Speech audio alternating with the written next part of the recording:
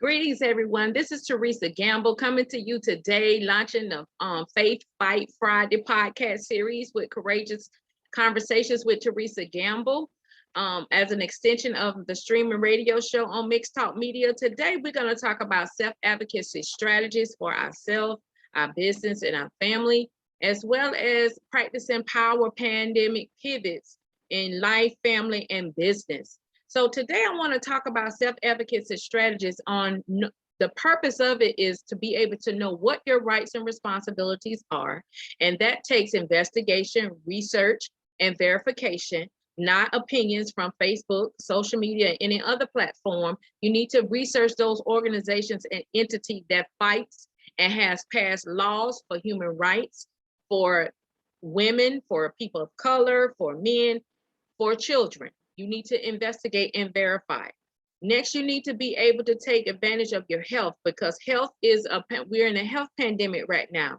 And you need to look at your insurance policies and make sure what's excluded, what's limited, and what's included, and all the premiums that you're paying to make sure that you're getting your money's worth. And then those medical bills that roll in, make sure you, before you pay them, make sure you call to verify to see if that's truly your balance and you're responsible for, because all medical healthcare providers have contracts with insurance companies for a contracted agreed amount. And once that contracted agreed amount is paid, you as the patient is not responsible for the balance. And the reason I know this, because I have over 15 years in the healthcare industry, working in the hospitals, as well as all the major insurance companies in Florida. So you have to do your due diligence. Just because you get a bill, just because you get a phone call, you got to make sure that you're understanding, are you truly responsible for this debt? Not to ignore it or throw it away, because when you don't respond, that's when things go to collection, it goes to court, it ends up on public record, as well as your credit report, which hinders you from moving forward to taking care of your livelihood and achieving a better quality of life that you seek. So knowing your rights and responsibilities is very, very important, even with your healthcare provider. You need to evaluate, is your healthcare provider making sure you're holistically being taken care of and not just prescribing prescription medications. If you're taking prescription medications, you have some type of invisible illness, even though you're able to function and have mobility and move about, but it's a reason you're on that prescription medication. So you have to pay attention to the signs and the symptoms that you are receiving from your body, because your body will tell you when something is not right, or you have unusual bumps and sores and bruises and rises, things on your body that is infection has developed over a period of time, and it comes out in different ways, in different forms. So don't ignore it, don't neglect it. And I know we're good for going to home remedies that may work, but we still need to have a professional opinion from our doctors. Even Jesus had a doctor that traveled with him as a disciple, and that was Luke. So we have to make sure we're consulting our professionals to confirm the diagnosis, the symptoms, things that we're dealing with. So we know, for number one, what to pray for. Number two, how to treat it, not always with prescription medication, but alternative approaches. It could be a change in our diet, what we're eating, what we're drinking, what you're smoking, because smoking is not good for us at all. It is a deterrent, and it causes more problems than we can handle at this moment.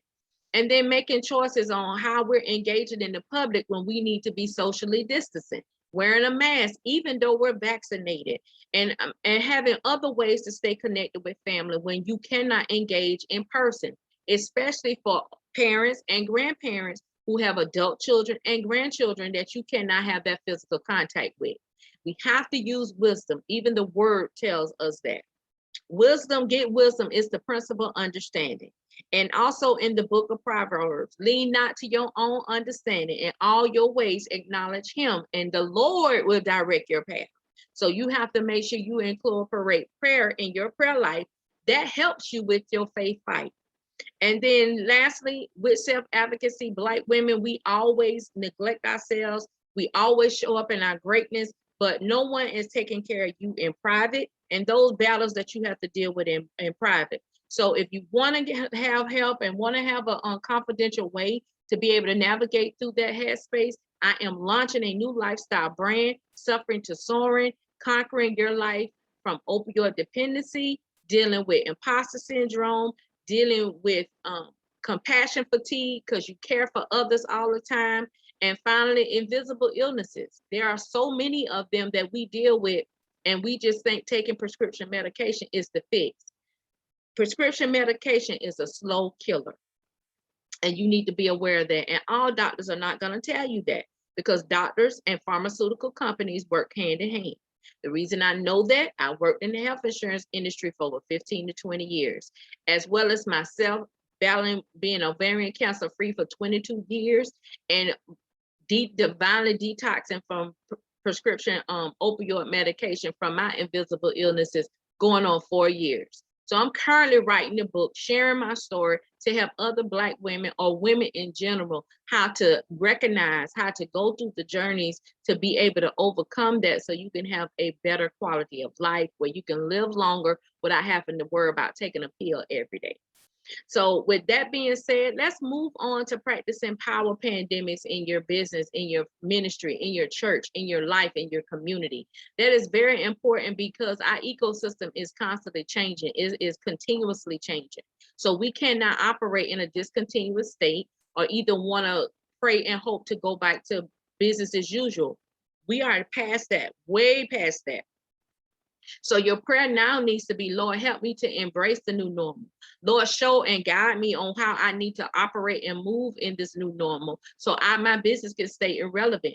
A lot of service-based businesses took a hit last year. A lot of Black-owned businesses was closed, about 42%.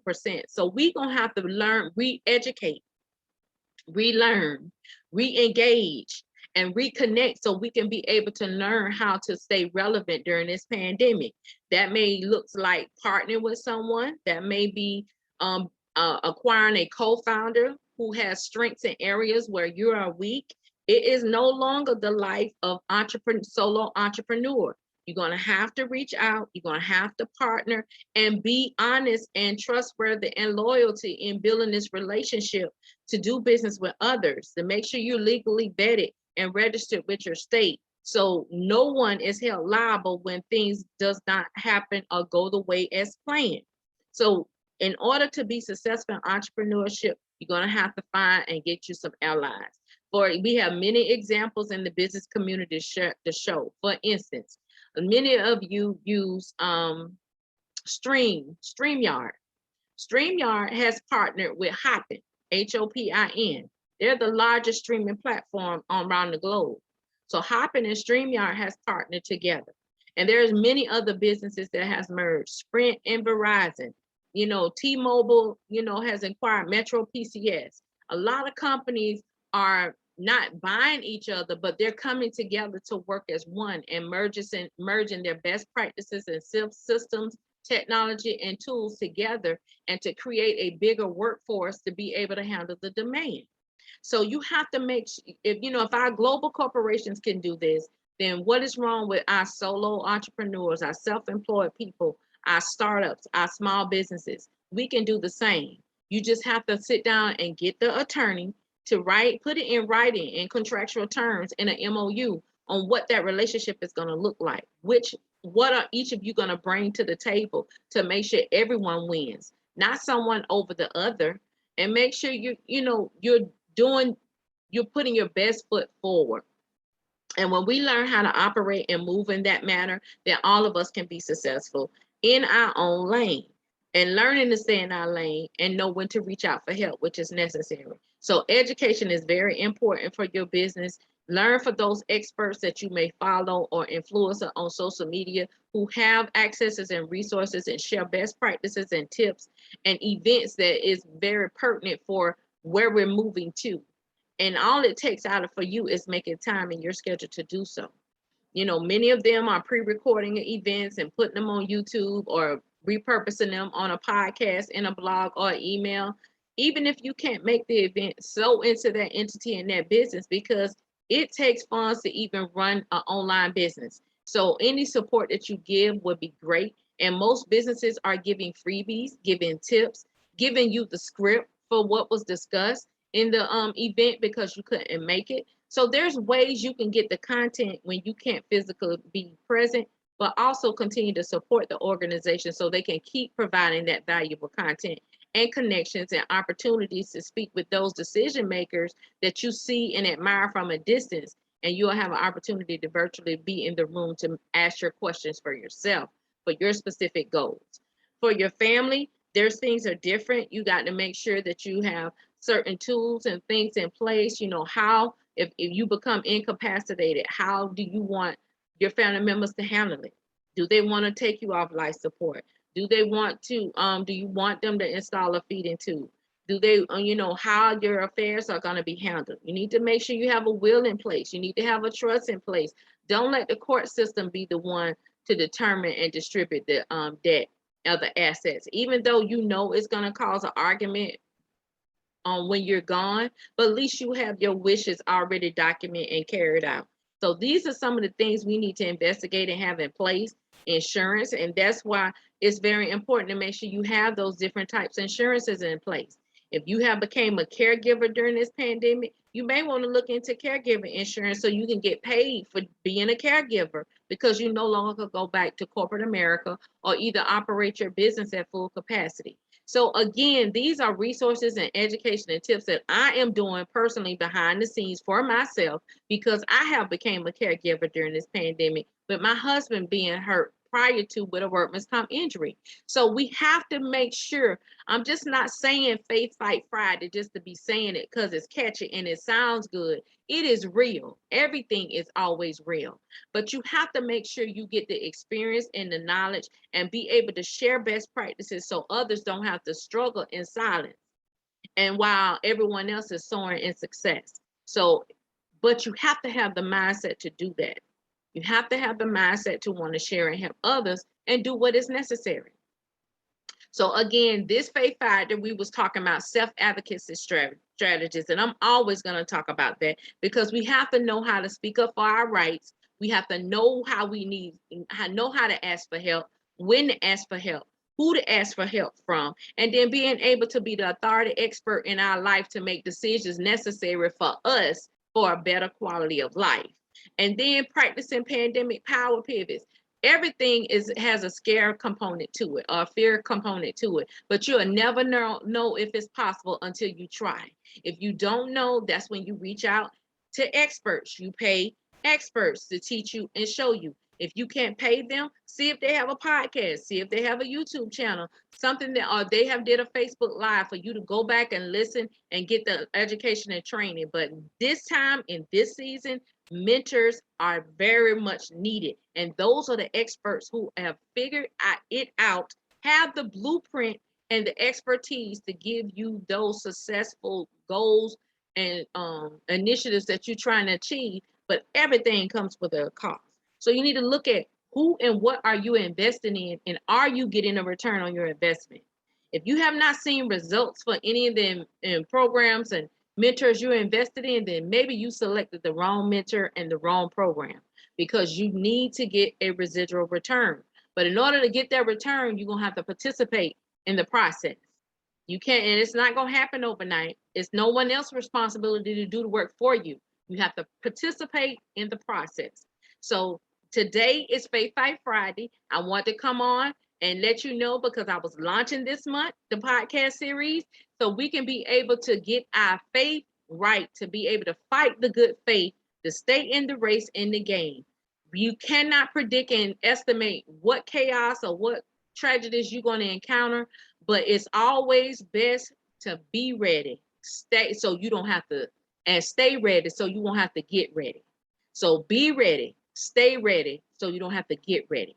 This is your host, Therese W. Gamble of Courageous Conversations on Mixed Talk Media.